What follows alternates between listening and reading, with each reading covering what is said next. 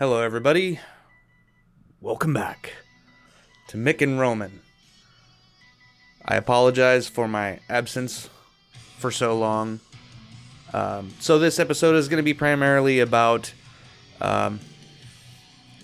updates about what's going on with me.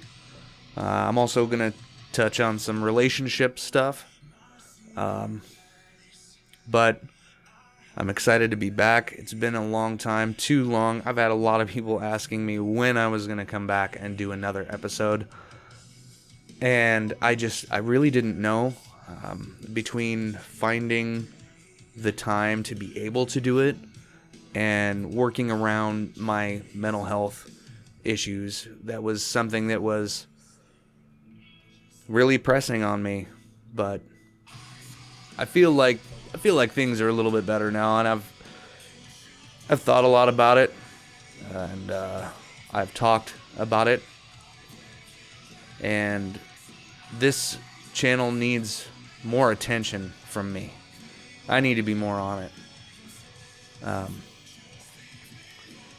So to kind of back up, let's start from the beginning here. It's been about 3 months since I uploaded a new episode. And in that space of time, I struggled with some pretty severe mental health issues. My borderline was kicking my ass, and I was having issues with my then ex, and things got pretty bad there for a minute. Things got kind of ugly. We just could not see eye to eye. We just could not have a consensus. We weren't really getting along. And part of that was due to some of the relationship stuff. The fact that we were separated. And so it created a stressful living environment because we had to stay living together for the kids. And my partner couldn't figure out a way to be able to save money and move. I mean, they had the money. Finding a place was difficult, and then figuring out what we were going to do about the kids, and making some agreements on it was essentially a 50-50 custody deal. So whoever was off work had the kids, and it created a lot of stress in the home environment. And I'm one of those people that I have to have peace in where I live. Otherwise, it just wreaks havoc on me and my mental health. So after things had gotten a little ugly between us, we made the decision to give us another shot. We got back together. We are, currently really working hard on ourselves and our relationship, and things could not be better right now between us. And that's really what we needed, I think. And okay, so there's that. And since we got back together, I've been doing a lot of work on myself. And so I hadn't had a lot of time to really focus much on this project. I did talk to a really good friend of mine, Jory. Shout out, Jory. And we are talking about starting a second podcast. And this one is not going to be mental health related. This other podcast is going to be more kind of a fun project. We're looking at some paranormal stories and some history things, and then kind of giving our take on it and just sitting around and kind of talking about it. I think that would be a little bit, it's kind of a way to blow off steam and not have the so serious subject matter of mental health, because I take this very, very seriously. I like to still have fun with it, but I do take it seriously.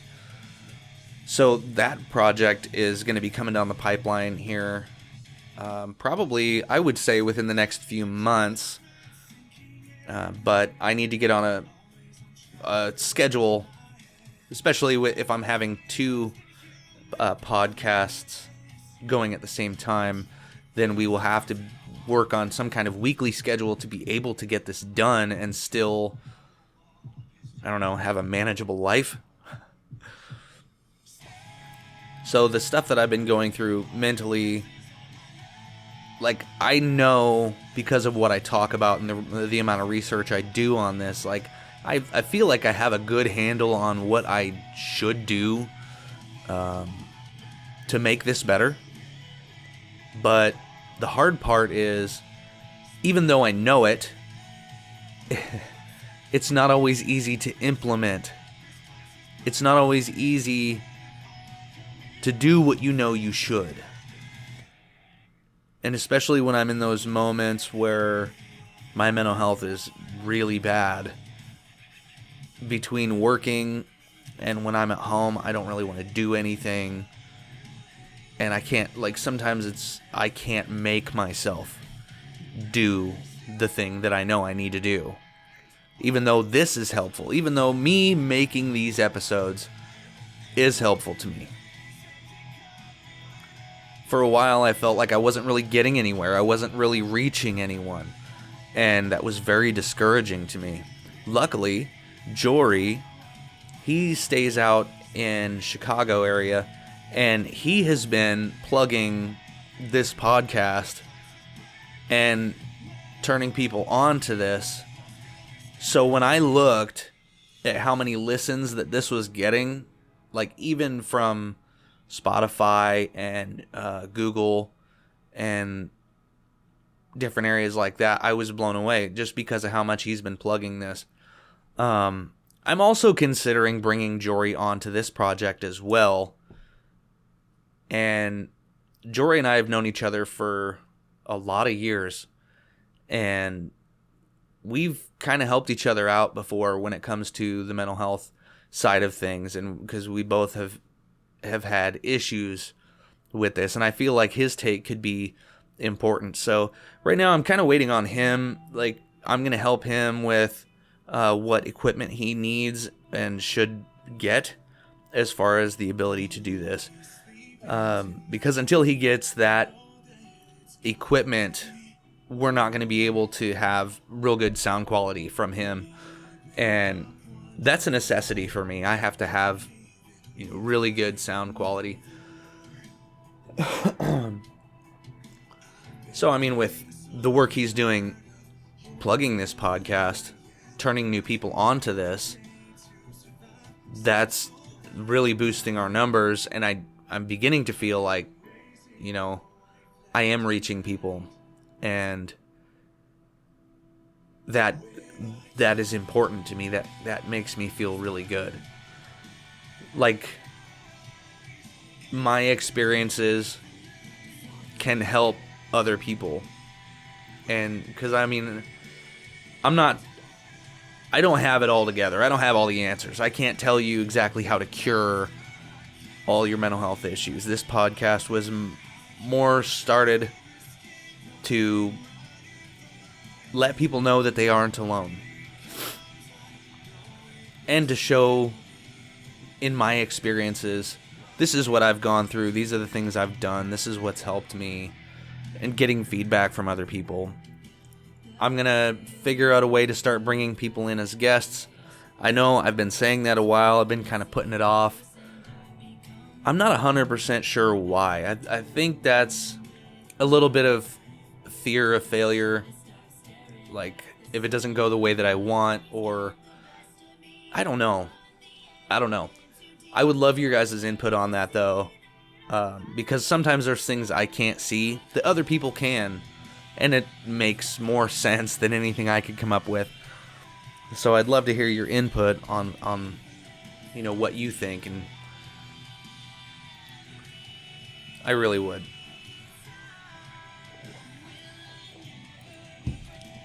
So, that's kind of what's been going on with me. I'm trying to transfer at work to a different area. And I'm not really sure what's going on there. Like, I know from my borderline and some of my other diagnoses that I have a really hard time keeping a job, and I'm not using my mental health to excuse that. My issue seems to be that my mental health suffers a lot when I'm consistently working outside of the home. And I'm not really sure why, but it seems to be what happens. So the job that I have is I'm a food safety tech. So essentially, I'm kind of a janitor. Like, I clean a lot at work because I work in a pet food plant, and we have to make sure that the plant is clean for production of the pet food, to make sure that it's safe for pets to consume. And I don't mind that. It's not the work that I don't really know what it is about having this job that is causing this distress in me mentally. It's not a high stress job. It's not anything that is difficult to do. It's not anything that, like, I am bringing home with me. So it's not job pressure. There's just something that's in my mind that just, I don't know if it makes me, like, really unhappy, or if I'm kind of doing that to myself, or I don't know. I don't know what it is. But so I've looked into other positions at this company, and so now I have found an inventory clerk position, which pays a little bit more, and it's not the 12-hour shifts that I've been doing. They would knock me down to 8 hours a day for 5 days a week. Right now, I'm doing 12-hour shifts, and I'm working 7 out of 14 days, and they're rotating days. And I like the fact that right now, I'm only working half the time. So out of 14 days, I'm only working 7 days, and I have 7 days off. And I do like that, but at the same time, I think it would be less internal pressure for me to work only 8 hours a day, but have 5 days a week. It will ruin my overtime, but at this point, I think I'm kind of okay with that, because I would be able to have every weekend off. But so that's kind of what's been going on with me, and I'm very focused on that change right now. I have an interview tomorrow about this, and if everything goes well, then within the next few days I could be switching to a different job. I do like the idea of having things be different, kind of shaking up the routine a little bit. I don't like to have every day exactly the same. But, alright, so I went over what was different about my relationship. I went over what was different about my job, the things that I've been kind of going through over the last few months. A big change in the relationship thing is now that Felix and I are back together, is we had been polyamorous for the last few years. And we were making it work for the most part. And part of the issues that I went through with this is it always felt a little one-sided to me, because I never could line up an additional partner for me. And my partner and I kind of felt at that time that, it's kind of unrealistic for one person to meet all your needs. And so we looked into polyamory, and it was one of the things that we decided on and kind of moved forward with. But no matter how many times I went through it where my partner had additional partners, there was always something, when they would go to see their other partners, there was always something in me that hurt over this. And I looked at it, and I tried to tear it apart, and I looked at, well, it could be jealousy, it could be possessiveness, it could be, all of these different things. So I did this work internally to try to figure out what was going on, why this was hurting me so much, and I could never get around it. So when my partner and I got back together this last time, I did some soul searching, and I came to them and I said, look, I don't think I can do the polyamorous thing anymore. I want to give you my all, and this means I want a monogamous relationship. And I was very scared about how they were going to feel about that. And it actually worked out to where my partner was like, okay, if this is causing you pain, it's not worth it. And so now we are giving each other our 100% in a monogamous relationship. So where it's just me and them, and we're trying to figure everything out.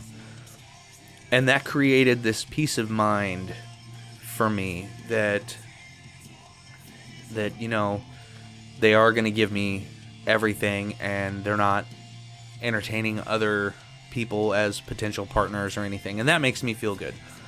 But I was very hesitant to bring this to them because I don't want to change. Like, I didn't want to be like, this is the way it has to be.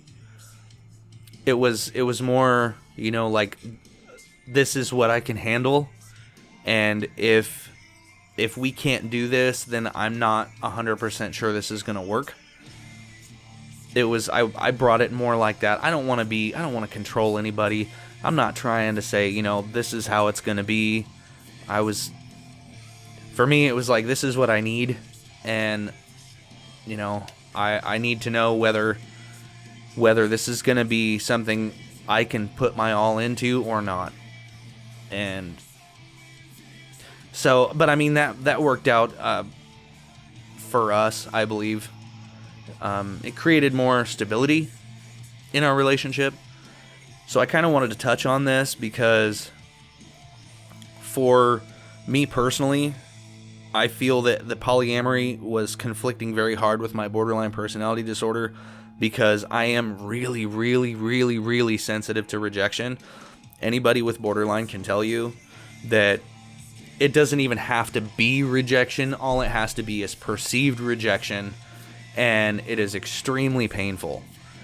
And I think that might have been part of what was happening, is there's an incompatibility between my neurodivergency and the relationship model we were working on having.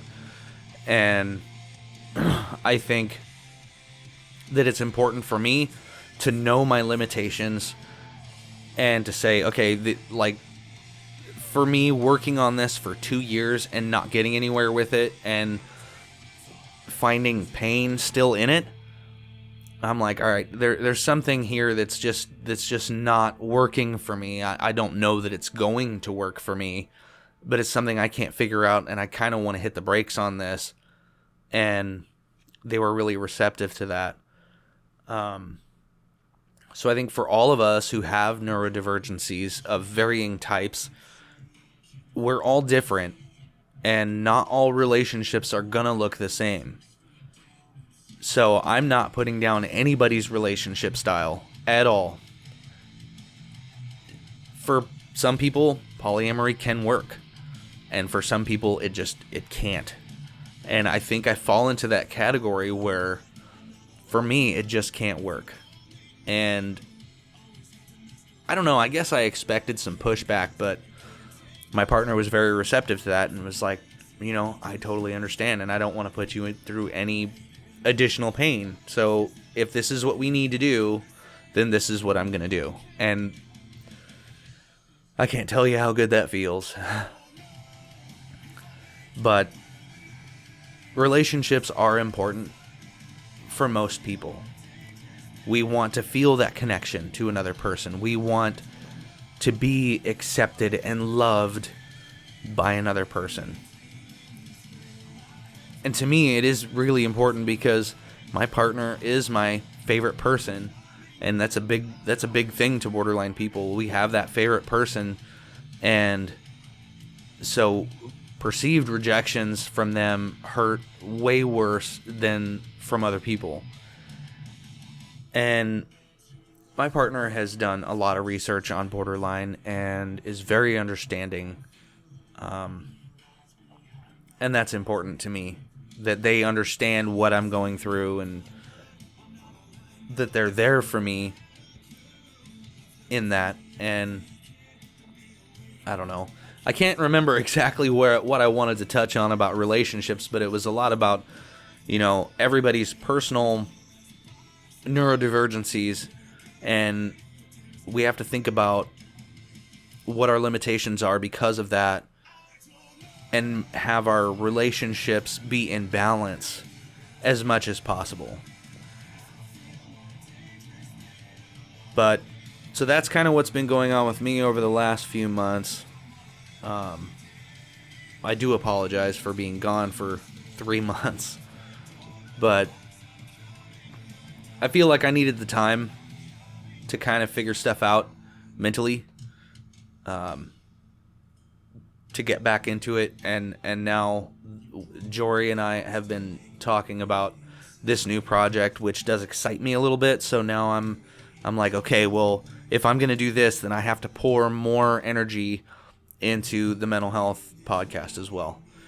So I'm gonna be taking suggestions on topics for future episodes. I want your guys' input. I really want you to reach out on YouTube or through Discord or wherever you can get a hold of me, because I think a lot of people do hear this on YouTube. So yeah, drop a comment, let me know. If you're hearing this on Google Podcasts or Spotify or wherever, I have a YouTube channel. That's probably the easiest way to get a hold of me. It's Mick and Roman Radio Empire. Or no, it's Mick and Roman Mental Health Radio Empire. And leave a comment. And I believe on my YouTube channel there's a link to my Discord as well, so you can jump onto the Discord. That's a real easy way to get a hold of me as well. Yeah, I'd love to hear your thoughts on what you think I should touch on for future episodes, and what you guys think about what I'm doing. If there's something missing from the channel, if there's something that you would like me to talk more about, or something you would like to do, like me to do that I'm not doing, let me know. Drop me a line.